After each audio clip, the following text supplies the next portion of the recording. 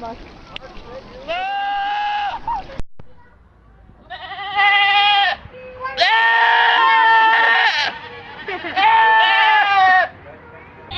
What?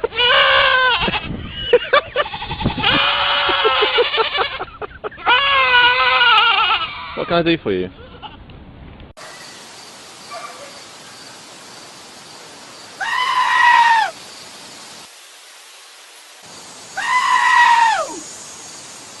Zapatero, ¿qué opina usted del gobierno de Zapatero? Pues igual que yo. ¿Y qué opina usted? ¿Qué opina usted? ¿Qué opina usted del gobierno canario? ¿Y de los ayuntamientos de la isla?